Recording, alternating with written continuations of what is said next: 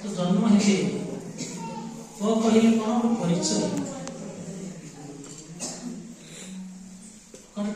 गालतीय 4:9 लिखा ये सुनी देबा गालतीय 4:9 पद किंतु एबे तुमे माने ईश्वरन का परिचय पाइछ वरंच ईश्वरन द्वारा परिचित होइछ। ए ख्रिस्टमास ई बड़ दिन जीशुकर जन्मदिन रे आमे कोन पाइछु ईश्वरनकर परिचय पाइछु। हालेलुया। स्वर्गर दूत आसी परिचय देले स्वर्गर दूत आसी शुभ संवाद जणाइले का विषय जणाइले देखो ईश्वरकर पुत्र अद्वितीय पुत्र प्रभु ख्रीष्ट जन्म ग्रहण करिछंती परिचय देले। तो ये बड़ दिन में आम परिचय दौचे गाँ गाँ में बुली नाच कर गीत गाई परिचय प्रकाश करूँ। देख स्वयं परमेश्वर जे पृथ्वी को एडे प्रेम कले जगतवासी विश्ववासी समस्त एडे प्रेम कले से ही परमेश्वर जगतर पापी मान को परित्राण करने निमंते प्रभु जीशु ख्रीष्ट को मानव शरीर दे प्रेरण कले से ही जन्मदिन बड़ दिन। ये बड़ दिन में परमेश्वर परिचय पाउछु। तुम माने ईश्वर द्वारा परिचित होइछ। एई परिचय के देले स्वर्गदूत आसी जणाइले जे मेषपालक माने देखो प्राणकर्ता जन्म ग्रहण करिछ। हालेलुया। पंडित माने तारा देखि गानो परिचय पाउले मुक्तिर राजा जन्म ग्रहण करिछ। परिचय हम गतकाली कार्यक्रम करू नाच करू गीत करू नाट्य सुनिलु ओ गीत नाच सब परिचय पाइले परिचय पाउछंती आप जन सुनिए ये परिचय हम दरकार नै झगड़ा करिବାକୁ चेष्टा करନ୍ତି। हेरोद राजा से समय झगड़ा करिବାକୁ चेष्टा कले किंतु हेरोद राजा मरि गले यीशु बोलछि हालेलुया। हेरोद राजा परिचय पाइले हेरोद राजा को पंडित माने परिचय देले हे हेरोद राजा देखो तुमर राज्य रे एई जिहुदा एई जेरूशलेम अंचल रे जने यहूदी राजा जन्म ग्रहण करिछंती। हेरोद राजा सुनिया संगे संगे से रागी गले कोप हे गले से राजा केउठी जन्म होइछे मु ताको देखिले ताको धरिले मु ताको हानि देबी मारी देबी किंतु शेषरे से राजा मरि गले यीशु बंची रहिले से यीशुर वाक्य ए भारत को आसी पहुंची गले। हालेलुया। आज सेही यीशुकर परिचय सेही स्वर्ग परमेश्वरकर परिचय आज आपण माने आमे समस्त पाई अछि।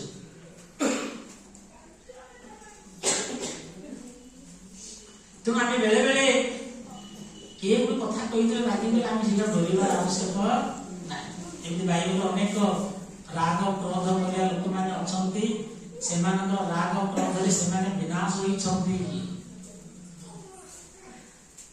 ए सब कहिबा अनेक विषय अछि सुनबा भाई तेन आमे वाक्य अनुसार प्रभु कहिले भय कर नाही कारण तुम ईश्वरकर परिचय पाई अछ। यीशु को जानिबार अर्थ कोन प्रभु यीशु को विश्वास करिबार अर्थ ईश्वरकर परिचय पाइबा। प्रभु जीशु ख्रीष्ट को विश्वास करिबार अर्थ ईश्वर जे जन अछंती तांको निकट को पहुंचीबा को हेबो तांको निकट को हेबा जिबा को हेले आमे एही पृथ्वी रे परित्राण पाइबा को हेबो सेही परित्राण प्रभु जीशु को ठारे विश्वास करिबा द्वारा से रिजर्वेशन टिकट मिल जाए। हालेलुया। जीशु को विश्वास कले हमको रिजर्वेशन टिकट मिल जाए। आमे गोटे दिन हमर सृष्टिकर्ता पिता परमेश्वर को निकट को जाई पहुंचे। तो से परिचय मेषपालक माने पाइले प्रणाम करि गले पंडित माने परिचय पाइले प्रणाम करि गले किंतु हेरोद राजा परिचय पाइले से जेके धरा पड़ियो ताको हानि भी मारिबी भाभी भाभी ସେ ଗୋଟେ ଦିନ ସିଂହାସନରେ ବସି ଓଲଟି ପଡ଼ିଗଲେ, ସେ ମରିଗଲେ, ତାଙ୍କର ଦିନ କାଳ ସରିଗଲା। କିନ୍ତୁ ଯୀଶୁଙ୍କର ସମୟ, ଯୀଶୁଙ୍କର ବାକ୍ୟ କିଏ ଲୋପ କରିପାରିବ ନାହିଁ। କାବିଟରେ କାଲି କେତେ ବହିଟା ଚିରି ଦେଲେ, ଯୀଶୁଙ୍କର ବହି ଚିରିଦେଲ, କାଗଜଟା ଚିରି ପାରିଲ, ଯୀଶୁଙ୍କର ବାକ୍ୟକୁ କିଏ ଚିରି ପାରିବ ନାହିଁ। ସେଇ ବାକ୍ୟ ପବନରେ ଘୁରି ବୁଲୁଅଛି। ହାଲେଲୁୟା। ସେଇ ଯୀଶୁଙ୍କର ବାକ୍ୟ, ଈଶ୍ୱରଙ୍କର ପରିଚୟ ବାକ୍ୟ ଆଜି ସେଇ ବାୟୁ ମଧ୍ୟରେ, ଇନ୍ଦୁପୁରରେ, କାବିଟିରେ, ସାରା ପୃଥିବୀ ପବନ ମଧ୍ୟରେ ସେ ଘୁରି ବୁଲୁଅଛି। ତାକୁ କିଏ ଅଟକାଇ ପାରିବ ନାହିଁ।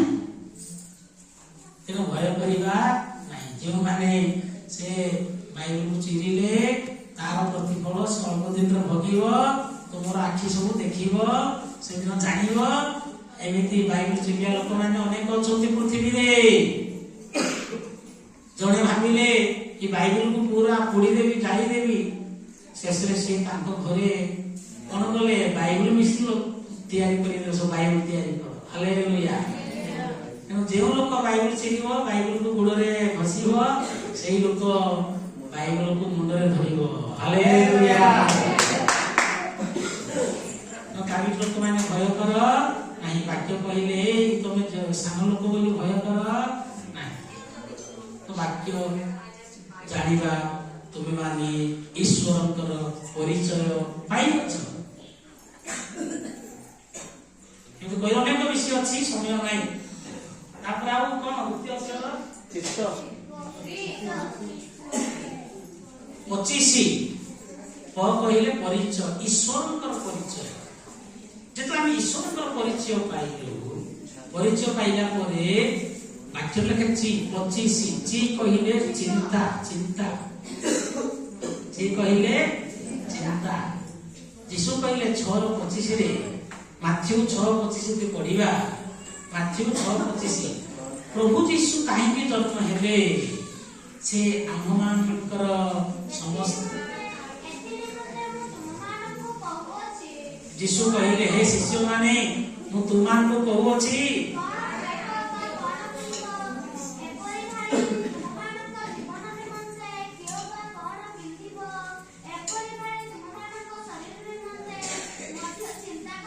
ପ୍ରଭୁ ଯୀଶୁ କହୁଛନ୍ତି ତୁମେ ଚିନ୍ତା କର ନାହିଁ। ଦେଖ, ମୁଁ ତୁମ ପାଇଁ ଜନ୍ମ ହୋଇଅଛି, ମୁଁ ତୁମମାନଙ୍କୁ ଈଶ୍ୱରଙ୍କର ପରିଚୟ ଦେଇଅଛି।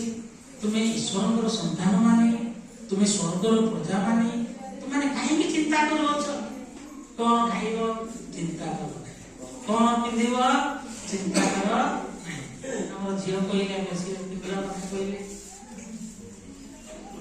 ପିନ୍ଧିବା କଥା କହିଲେ। ଏମିତି ଅନେକ ଘରେ ବସ୍ତ୍ର ପାଇଁ କହିଲେ, ପିନ୍ଧିବା ପାଇଁ ମତେ ଏଇ ବସ୍ତ୍ର ନାହିଁ, ମତେ ଏତେ ଟଙ୍କାର ଶାଢୀ, ଏତେ ଟଙ୍କାର ଧାଡି ଦରକାର ବୋଲି ଝଗଡା ଝାମଲା କଲେ କିଛି ନାହିଁ। ଯୀଶୁ ଏଥିପାଇଁ କହିଲେ, କଣ ଖାଇବ ଚିନ୍ତା କର ନାହିଁ, କଣ ପିଇବ ଚିନ୍ତା କର ନାହିଁ, କଣ ପିନ୍ଧିବ ଚିନ୍ତା କର ନାହିଁ। ତୁମମାନଙ୍କ ନିମନ୍ତେ ପରମେଶ୍ୱର ଚିନ୍ତା କରନ୍ତି। ହାଲେଲୁୟା। ସେ ପାପୀ ଲୋକମାନଙ୍କ ନିମନ୍ତେ, ଦୁଃଖୀ ଦିନହୀନ ଲୋକମାନଙ୍କ ନିମନ୍ତେ ସ୍ୱର୍ଗର ପରମେଶ୍ୱର ଚିନ୍ତା କରନ୍ତି। ତେଣୁ 25 କଣ କହିଲେ, ପରିଚୟ, ଈଶ୍ୱରଙ୍କର ପରିଚୟ ପାଇଅଛ। ଈଶ୍ୱରଙ୍କର ପରିଚୟ ପାଇ ଯିବା ବେଳେ ଅନେକ ପ୍ରକାର ଚିନ୍ତା ଆସିବ। ଯୀଶୁ କହୁଛି ଚିନ୍ତା କର ନାହିଁ। ପ୍ରଥମ ପିତର 5:7 ଲେଖା ଅଛି। ପ୍ରଥମ ପିତର 5:7।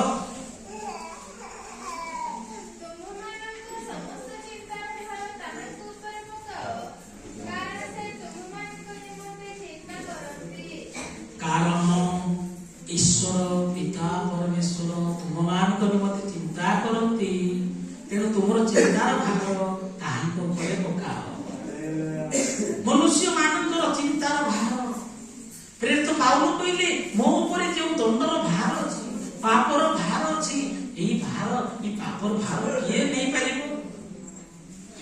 ତେଣୁ ସର୍ବ ଜଗତର ପାପର ଭାରକୁ ପ୍ରଭୁ ଯୀଶୁ ନେବା ପାଇଁ ଜଗତକୁ ଆସିଲେ। ଦିନହୀନ ଦୁଃଖୀ ପାପୀ ମାନଙ୍କ ନିମନ୍ତେ ସ୍ୱର୍ଗର ପରମେଶ୍ୱର ଚିନ୍ତା କରନ୍ତି। ତେଣୁ ତୁମେ ମାନେ ଚିନ୍ତା କର ନାହିଁ। ଶେଷ ସେଇ କହିଲେ ଶିଶୁ ଲୁକ ପୁସ୍ତକ 2:12।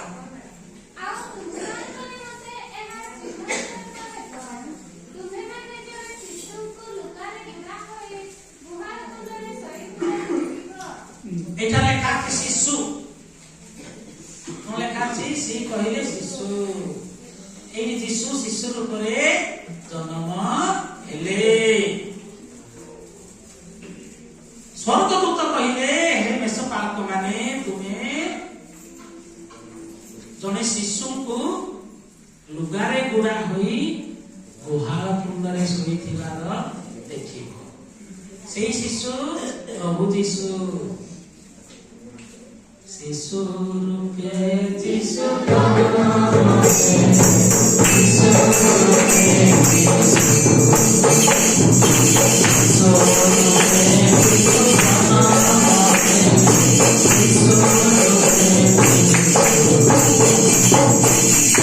ଶିଶୁ ରୂପରେ ଯୀଶୁ ଜନ୍ମ ହେଲେ।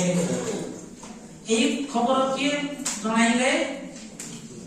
ସ୍ୱର୍ଗର ଦୂତ ଜଣାଇଲେ। ତୁମେ ଜଣେ ଶିଶୁଙ୍କୁ ଦେଖିବ। ମାଥ୍ୟୁ ପୁସ୍ତକ 2:11 ଲେଖା ଅଛି। ମାଥ୍ୟୁ ପୁସ୍ତକ 2:11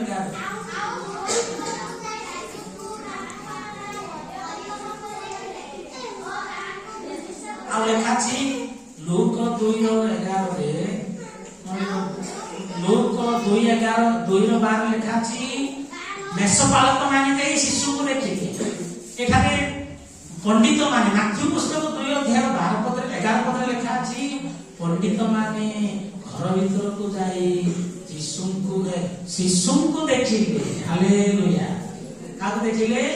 ଶିଶୁଙ୍କୁ ଦେଖିଲେ। ପଣ୍ଡିତ ମାନେ, ବୃଦ୍ଧ ମାନେ, ବୟସ୍କ ମାନେ ସେମାନେ ଶିଶୁଙ୍କୁ ଦେଖି ପ୍ରଣାମ କଲେ।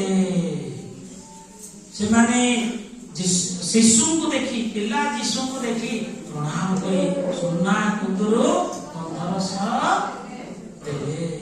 ହାଲେଲୁୟା। ସେମାନେ ଦେଖନ୍ତୁ ପରିଚୟ ପାଇବା। ସେଇ ପରିଚୟ କିଏ? ଜଣେ ଶିଶୁ ଜନ୍ମ ହେଲେ। ଜଣେ ଶିଶୁଙ୍କର ପରିଚୟ, ଯୀଶୁଙ୍କର ପରିଚୟ। ଯୀଶୁ କହିଲେ ମତେ ଜାଣେ, ମୋ ପିତାଙ୍କୁ ଜାଣେ। ଯେ ମୋ ନିକଟକୁ ଆସେ ସେ ମୋ ପିତାଙ୍କ ନିକଟକୁ ଆସେ। ମୋ ପିତା ଏକ। ତେଣୁ ଯୀଶୁଙ୍କର ପରିଚୟ। ଜଣେ ଶିଶୁ ରୂପରେ ଜନ୍ମ ହେଲେ। ସେଇ ଶିଶୁ ଯୀଶୁ, ଆଉ ସେ ପରମେଶ୍ୱରଙ୍କ ପରିଚୟ ଦେଲେ। ଜହନ 1:18 ଲେଖା ଅଛି। ଜହନ 1:18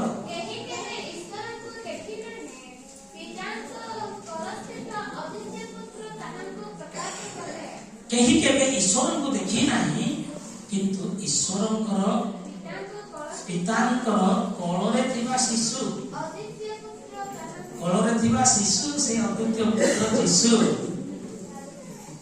ପିତାଙ୍କୁ ପ୍ରକାଶ କଲେ। ହାଲେଲୁୟା। ତେଣୁ ପ୍ରିୟ ମା, ଭାଇ, ଭଉଣୀ ମାନେ, ଆଜି ଆମେ ଏହା ଜାଣୁ ଶିଶୁ ଯେ ରୂପରେ ଯୀଶୁ ଜନ୍ମ ହେଲେ। ଯୀଶୁ ମାଥ୍ୟୁ ପୁସ୍ତକ 19:14 କହିଲେ ଶିଶୁ ପ୍ରିୟ ଯୀଶୁ। ମାଥ୍ୟୁ 19:14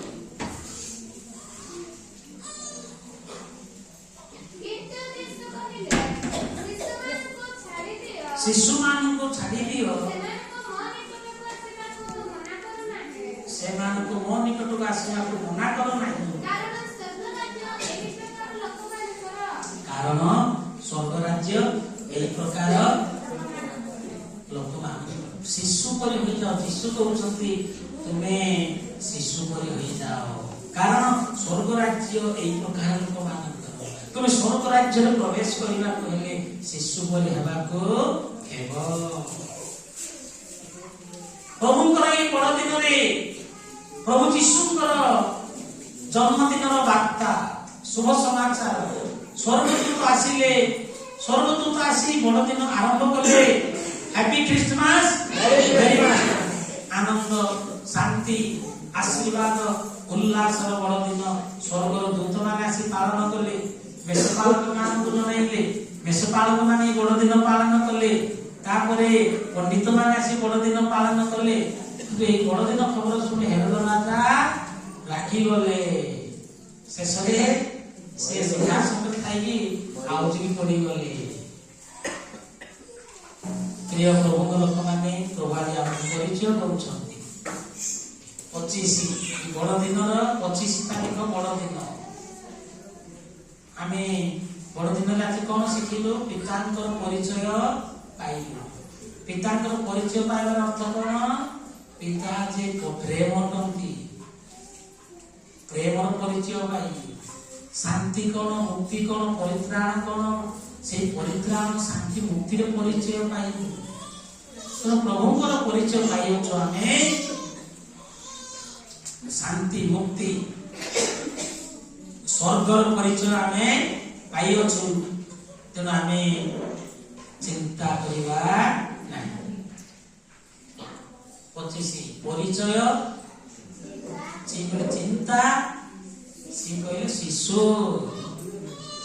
এই ବିଷୟ ଆପଣମାନେ ଶୁଣିଲେ ଆପଣମାନେ ମଧ୍ୟ ଶିଶୁ ପରି ହୋଇଯାଅ। ଶିଶୁ ପରି ନହେଲେ ତୁମେ ସ୍ୱର୍ଗ ରାଜ୍ୟରେ ପ୍ରବେଶ କରିପାରିବ ନାହିଁ। ପ୍ରଭୁ ଆମମାନଙ୍କୁ ଏଇ ବଡ଼ଦିନ ଖ୍ରୀଷ୍ଟମାସ ଉପଲକ୍ଷେ ଏଇ ଅଳ୍ପ ବାକ୍ୟରେ ପ୍ରତ୍ୟେକଙ୍କୁ ଆଶୀର୍ବାଦ କରନ୍ତୁ।